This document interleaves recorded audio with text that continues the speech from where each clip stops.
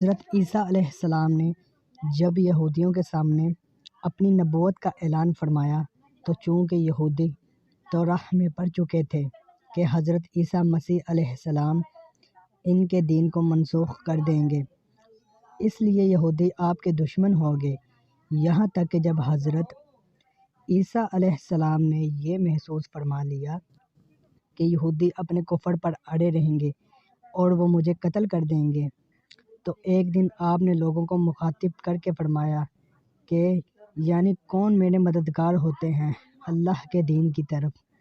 12-19 حواریوں نے یہ کہا کہ ہم خدا کے دین کے مددگار ہیں، ہم اللہ پر ایمان لائے اور آپ گواہ ہو جائیں کہ ہم مسلمان ہیں۔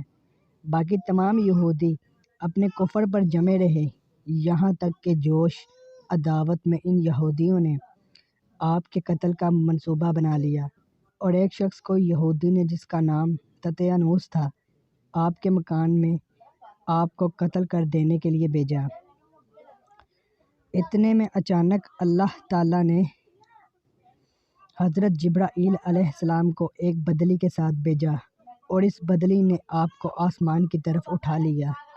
آپ کی والدہ جوش محبت میں آپ کے ساتھ چمٹ گئی تو آپ نے فرمایا کہ اماں جان، اب قیامت کے دن ہماری اور آپ کی ملاقات ہوگی، اور بدلی نے آپ کو آسمان پر پہنچا دیا۔ یہ واقعہ بیت المقدس میں شب قدر کی مبارک رات میں وقوع پذیر ہوا۔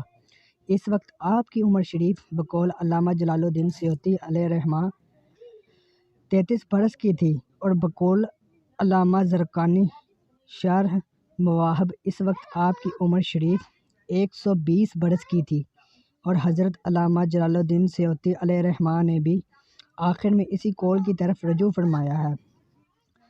تتیانوس جب بہت دیر مکان سے باہر نہیں نکلا تو یہودیوں نے مکان میں گھس کر دیکھا تو اللہ تعالیٰ نے تتیانوس کو حضرت عیسیٰ علیہ السلام کی شکل کا بنا دیا۔ یہودیوں نے تتیانوس کو حضرت عیسیٰ سمجھ کر قتل کر دیا۔ اس کے بعد جب تتیانوس کے گھر والوں نے غور سے دیکھا تو صرف چہرہ حضرت عیسیٰ علیہ السلام کا تھا، باقی سارا بدن تتیانوس ہی کا تھا۔